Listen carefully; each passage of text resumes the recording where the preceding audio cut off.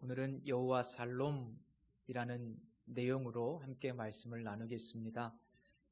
여호수아 리프멘의 소설 마음의 평화라는 책에 나오는 이야기입니다.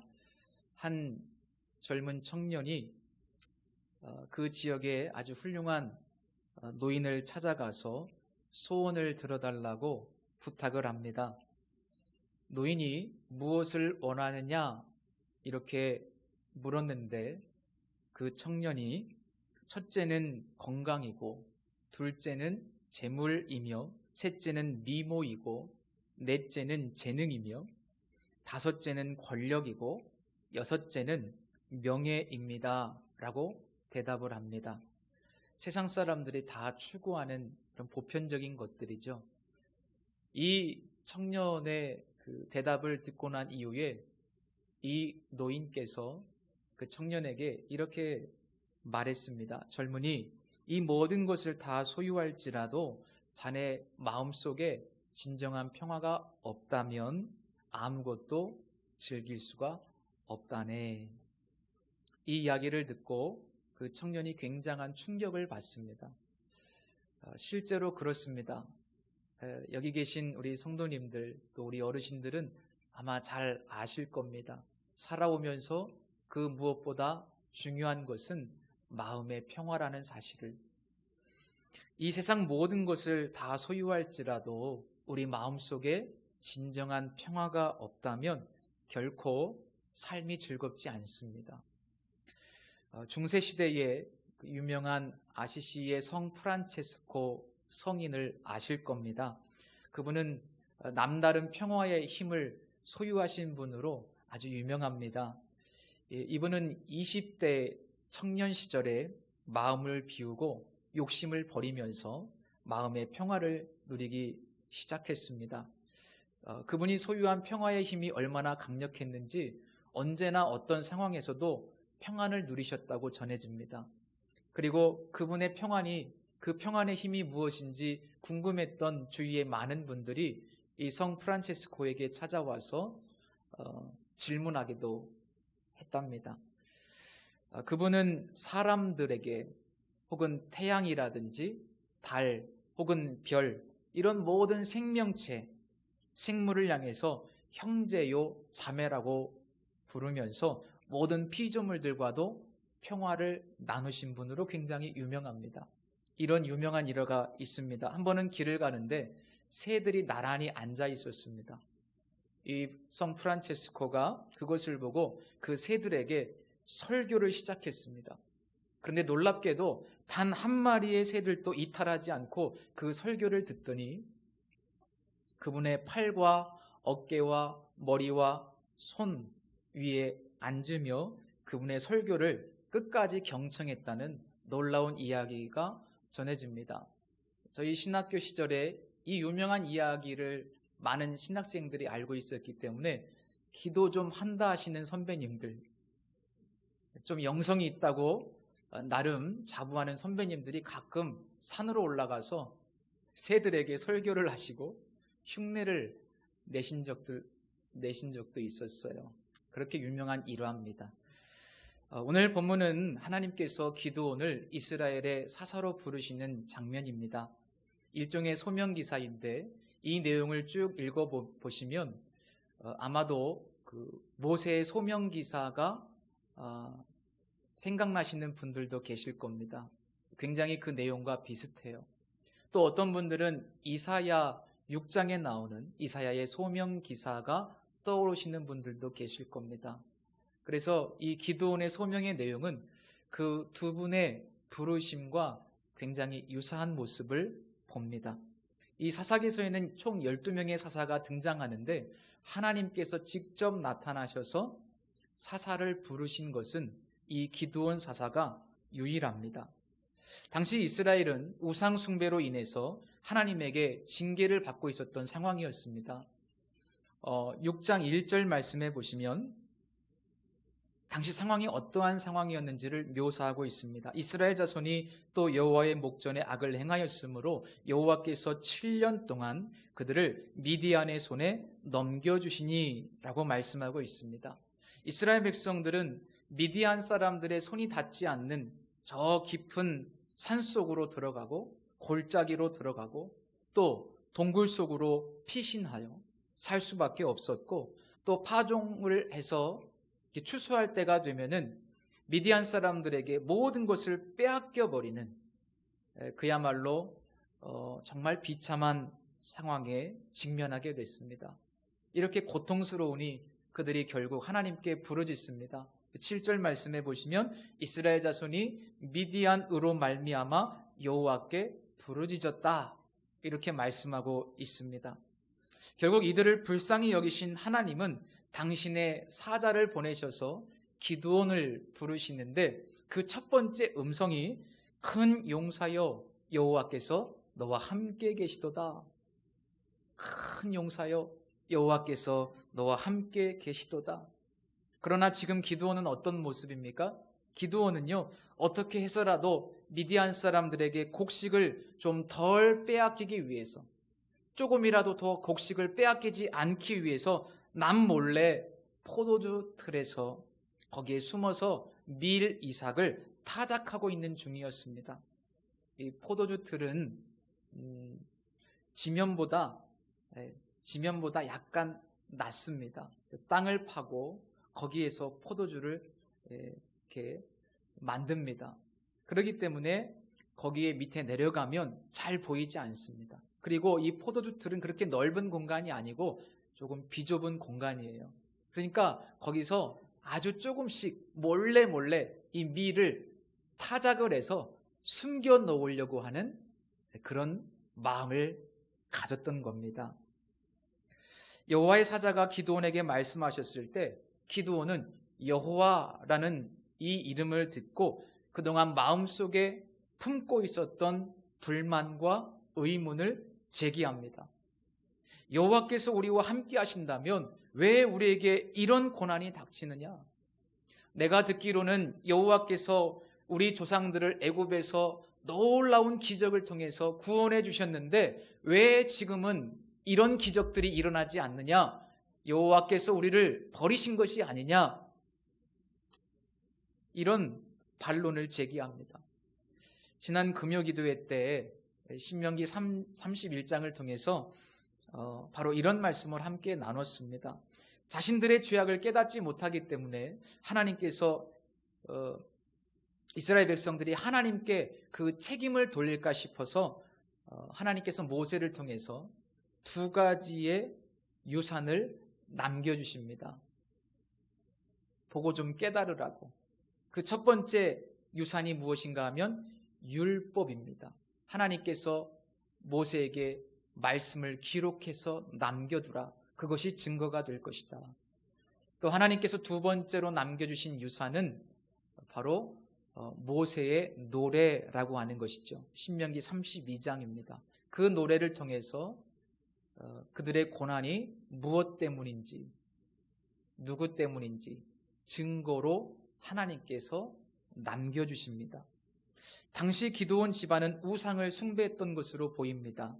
뿐만 아니라 그 동네 사람들 전체가 다 우상을 숭배했습니다. 그럼에도 불구하고 자신들의 죄악이 무엇인지, 왜 이런 엄청난 고난이 닥쳐왔는지 전혀 모르고 있다는 것, 그것이 문제입니다. 모른다는 것을 모르는 것이 비극입니다. 모른다는 것을 알면 다행입니다. 모른다는 것을 모르는 것이 비극이에요. 그래서 하나님은 먼저 선지자를 보내셔서 그들의 잘못이 무엇인지, 왜 그들이 이렇게 고통을 겪을 수밖에 없는지를 깨닫게 하시는 내용이 바로 오늘 본문 이전에 7절에서 10절까지의 내용입니다. 자, 이렇게 반문을 제기하는 기드온에게 다시 한번 하나님께서 말씀하시죠. 너는 가서 너의 힘으로 이스라엘을 미디안의 손에서 구원하라. 내가 너를 보낸 것이 아니냐. 처음에는 큰 용사여라고 말씀하셨는데 이제 두 번째는 너의 힘으로 이스라엘 백성들을 구원하라고 말씀하시니까 기드온이 황당한 거예요. 황당합니다. 한 번도 그런 생각을 해본 적이 없습니다. 그 정말 황당한 심정으로 기드온이 두 번째 반론을 제기합니다. 15절 말씀이죠. 오 주여, 내가 무엇으로 이스라엘을 구원하리까? 보소서, 나의 집은 이 므낫세 지파 중에 가장 약하고 내 아버지의 집에서도 나는 가장 작은 자입니다. 이 대답은 마치 모세가 하나님의 부르심을 받았을 때 변명했던 그 내용과 비슷하죠. 한마디로 말하면 나는 그럴 만한 인물이 못 됩니다. 내가 생각해도 나는 너무나 부족해서 이스라엘 백성들을 구원할 만한 그런 사람이 아닙니다.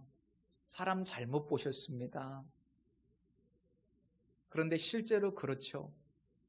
포도주 틀에서 숨어 몰래 밀 이삭을 타작하고 있는 기드온, 그는 큰 용사도 아니고 실제로 이스라엘 백성들을 구원할 만한 그런 능력도 전혀 없습니다.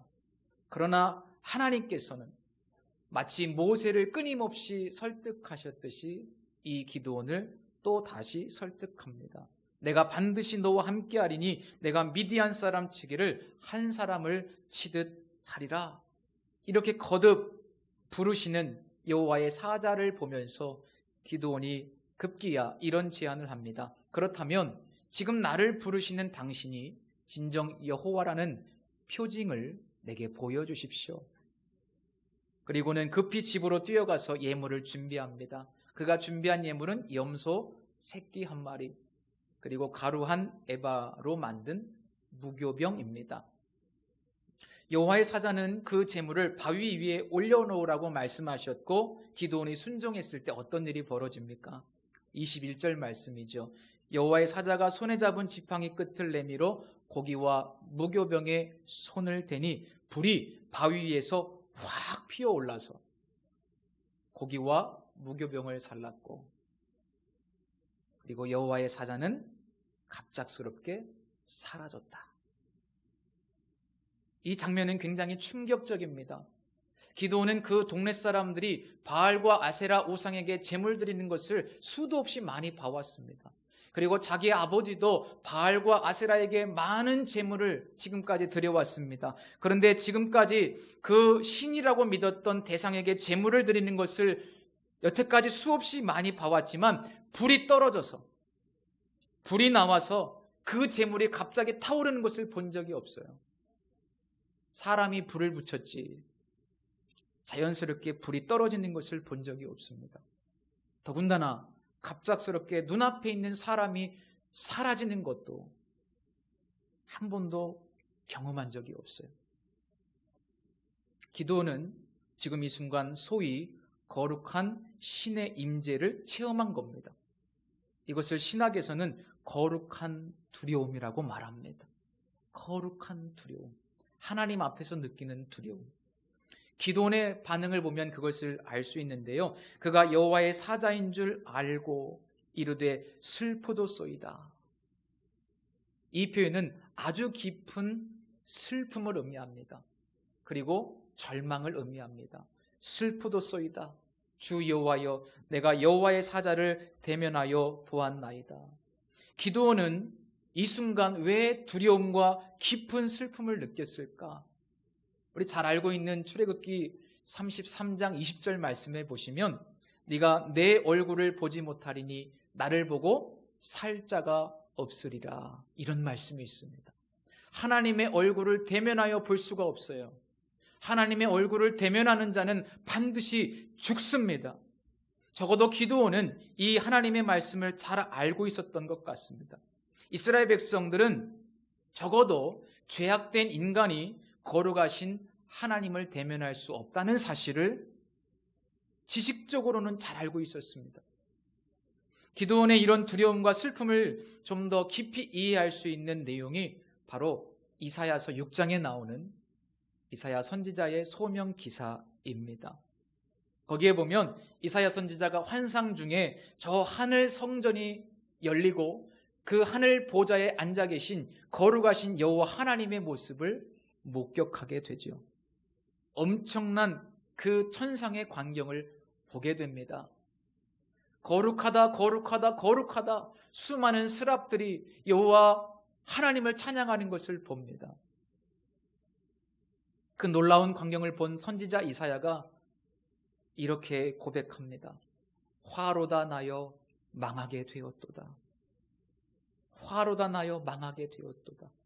이 화로다 나여라고 하는 것은 저주를 선포하는 양식입니다. 이제 나는 죽었구나. 나는 입술이 부정한 사람이요 나는 입술이 부정한 백성 중에 거주하면서 만군의 여호와이신 왕을 배웠음이로다. 죄악된 인간이 거룩하신 하나님의 임재를 경험했을 때 느끼는 이 거룩한 두려움, 그것이 바로 이사야의 감정이었고 오늘 본문에서 기드온이 느낀 감정이었습니다. 이 거룩한 두려움은 기드온에게 깊은 슬픔과 절망을 주었습니다. 누가 거룩하신 하나님 여호와 앞에 설 수 있습니까? 그 누가 거룩하신 하나님 여호와 앞에 설 수 있습니까? 사무엘상 6장 20절 말씀에 보면 이런 말씀이 있습니다. 이 거룩하신 하나님 여호와 앞에 누가 능히 서리요?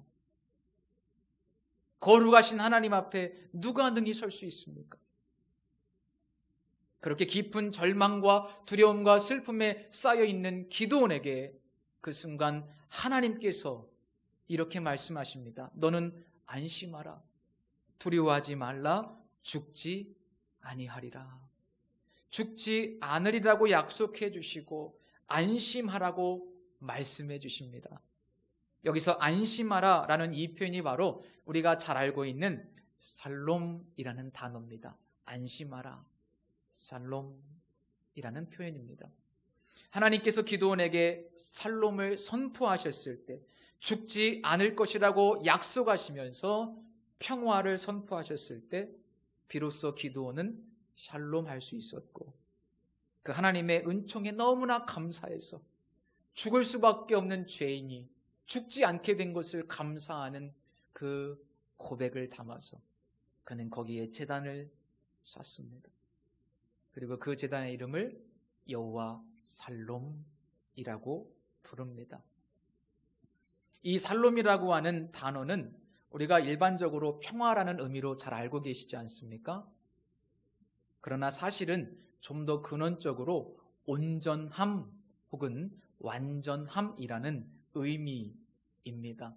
그래서 샬롬은 온전하지 않은 것을 온전하게 회복시킨다라는 의미에 가깝습니다. 예를 들면 레위기에 보시면 5가지의 제사가 소개되어 있는데 그 중에 화목제사가 있습니다. 이 화목제사를 히브리어로 제바흐 쉘라밈이라고 읽습니다. 이 쉘라밈이 바로 샬롬이라는 단어인데 우리말 성경에는 화목제사라고 이렇게 번역되어 있는데 이 제사는 기본적으로 온전하지 않은 관계를 온전하게 만들어주는 제사라는 의미입니다. 그것을 화목제사라고 한 겁니다. 자, 여기서 우리가 깨달아야만 하는 아주 중요한 내용이 바로 샬롬이라고 하는 것은 하나님과의 온전한 관계를 통해서만 주어지는 것이라는 사실입니다. 샬롬은 하나님과의 온전한 관계 회복을 통해서만 우리에게 주어지는 거예요. 데살로니가 전서 5장에서 사도 바울이 이런 이야기를 합니다. 그들이 평안하다, 안전하다 할 그때에 임신한 여자에게 해산의 고통이 이름과 같이 멸망이 갑자기 그들에게 이르리니 결코 피하지 못하리라. 평안하다, 안전하다. 이 구호는 당시 로마 제국이 내건 구호였습니다. 평안, 히브리어로는 샬롬이죠. 이것을 소위 팍스 로마나, 로마의 평화라고 합니다. 로마 제국은 그 모든 나라에 평안할 것이다. 황제를 주인으로 섬기면, 황제를 잘 섬기면 평안할 것이다. 이런 평화를 외쳤습니다. 그런데 사도 바울은 그 로마의 평화가, 그들이 선포하고 있는 그 평화는 거짓된 평화이고 그 위장된 평화는 언젠가 예수님의 재림과 동시에 다 드러나게 될 것이라고 선포합니다. 찬송가 412장 4절 가사에 이런 내용이 있죠. 이 땅 위에 험한 길 가는 동안 참된 평화가 어디 있나? 이 땅 위에 험한 길 가는 동안 참된 평화가 어디 있나? 절대로 없습니다. 이 세상에 참된 평화는 없습니다. 거짓된 평화, 위장된 평화밖에는 없습니다. 그래서 많은 이 땅에 세상 살아가는 많은 사람들이 안 그런 척 보이지만, 행복해 보이지만 사실은 그 내면에 엄청난 두려움과 불안과 염려가 가득합니다. 그래서 사람들은 다 죽음 앞에서 두려워해요. 죽음을 두려워합니다. 예수 믿지 않는 사람들은 진정한 평화가 없어요. 그래서 다 사실은 그 내면에 불안과 두려움이 있습니다.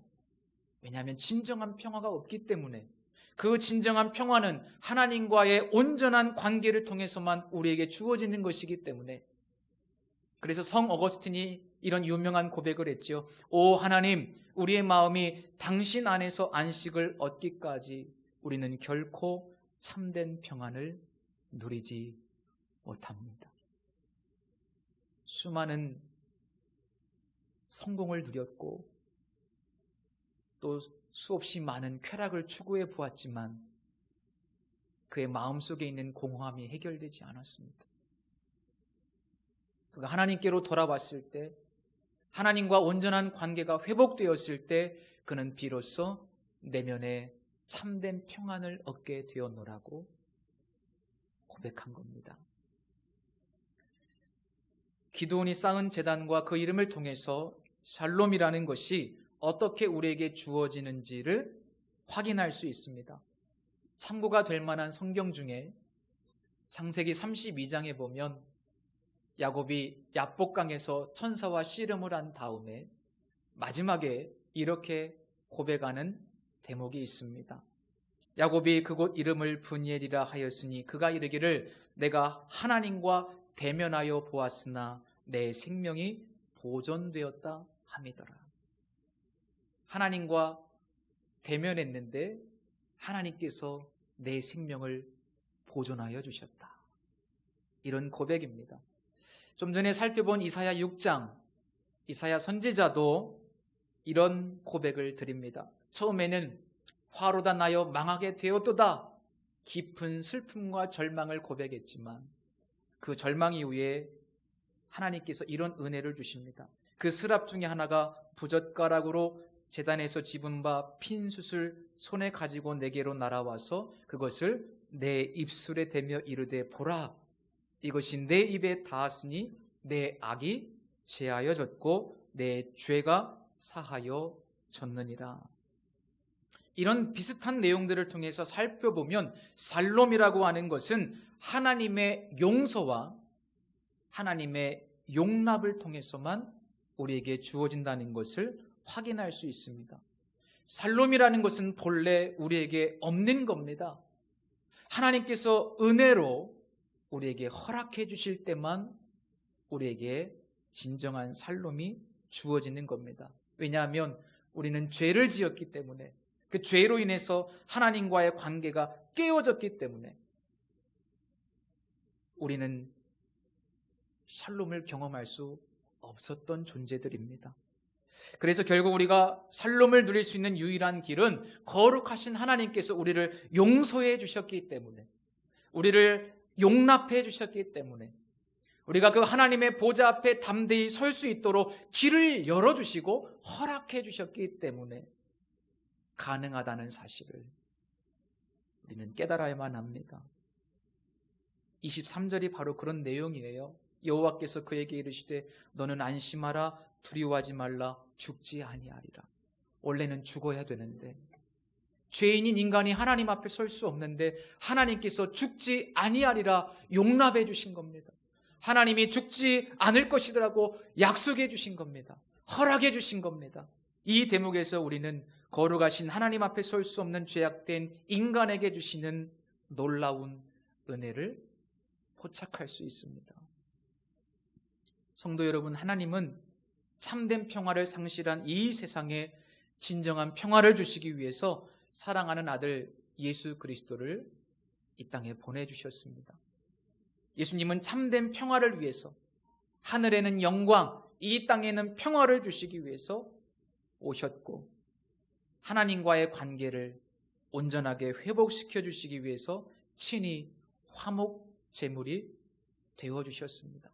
사도 바울은 에베소서 2장에서 이렇게 선포하지 않습니까? 그는 우리의 화평이신지라 둘로 하나를 만드사 원수된 것 중간에 막힌 담을 자기 육체로 허시고 법조문으로 된 계명의 율법을 폐하셨으니 이는 이 둘로 자기 안에서 한 세 사람을 지어 화평하게 하시고 또 십자가로 이 둘을 한 몸으로 하나님과 화목하게 하려 하심이라. 아멘. 얼마나 놀라운 축복입니까?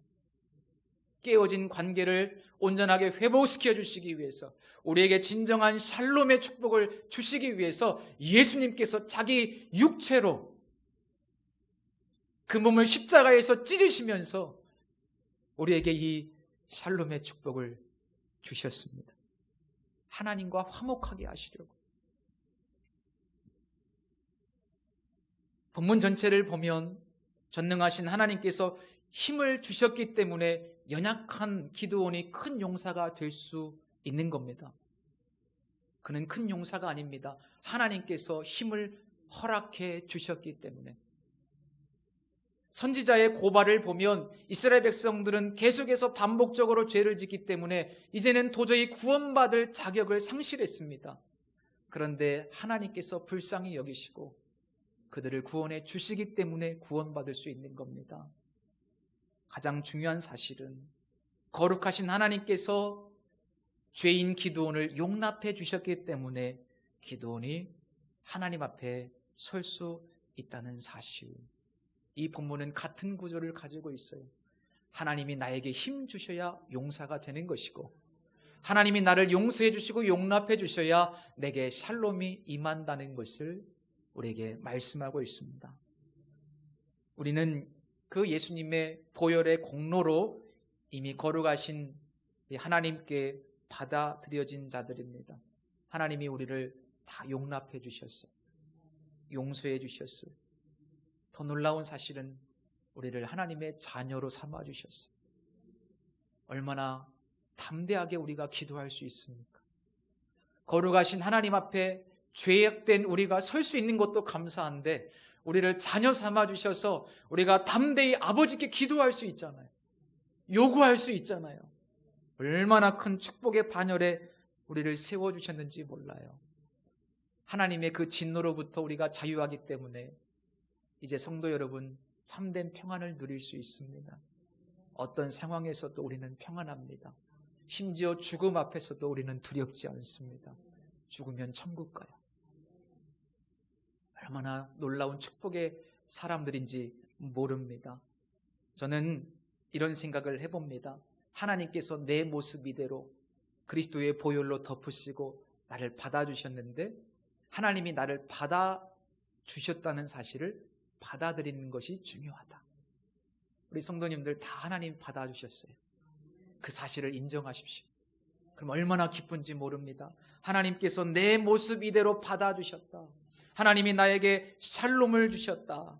그 놀라운 축복, 영원히 우리에게 주신 축복이에요. 그래서 조금 힘들어도 하나님이 나에게 주신 이 샬롬의 축복을 누리시기를 축복합니다. 조금 고통스러울 때도 내가 하나님께 받아들여져 천국 시민이 되었다는 사실을 생각하시면서 기뻐하실 수 있기를 축복합니다. 서두에 제가 성 프란체스코 이야기를 좀 했었는데, 사실 이 프란체스코는 젊은 시절에 야망으로 가득 찬 인물이었다고 전해집니다. 그는 성공하고 싶었습니다. 그래서 그 당시에 성공할 수 있는 길 중에 하나가 군대에 입대해서 큰 공적을 세우면 귀족으로 신분이 상승할 수도 있었고 사회적으로 인정받을 수 있었던 시대였습니다. 그래서 그는 20세가 되었을 때 자진해서 군에 입대하게 됩니다. 내가 군대에 가서 큰 공적을 쌓고 성공하리라. 그리고 나서 나중에 24살이 되었는데 다시 한번 또 군에 입대합니다. 네, 내가 공적을 세워서 성공하리라. 그런데 그때 군에 입대하기 위해서 길을 떠났는데 그때 주님의 음성을 듣게 됩니다. 무엇 때문에 지금 전쟁에 나가느냐? 돌아가거라. 내면에 하나님의 음성이 들린 거예요. 그분을 기념하는 예배당에는 지금도 프란체스코의 귀향으로 알려진 동상이 서 있다고 합니다.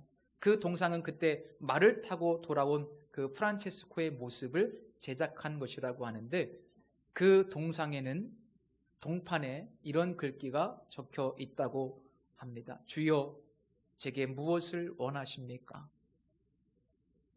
내가 사는 곳으로 돌아가라. 그곳에서 내가 무엇을 해야 하는지 듣게 될 것이다. 이 성 프란체스코, 훗날 그분은 아주 유명한 기도문을 남깁니다. 그 기도문이 바로 우리가 잘 알고 있는 나를 평화의 도구로 써주소서라는 기도입니다. 오 주여, 나를 평화의 도구로 써주소서. 미움이 있는 곳에 사랑을, 다툼이 있는 곳에는 용서를, 분열이 있는 곳에 일치를, 의욕이 있는 곳에 믿음을 심게 하소서. 오 주여, 나를 당신의 평화의 도구로 써주소서. 오류가 있는 곳에는 진리를, 절망이 있는 곳에 희망을, 어둠이 있는 곳에 광명을, 슬픔이 있는 곳에 기쁨을 심게 하소서. 이 유명한 프란체스코의 기도문,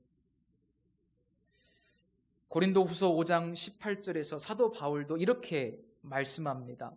그가 그리스도로 말미암아 우리를 자기와 화목하게 하시고 또 우리에게 화목하게 하는 직분을 주셨나니.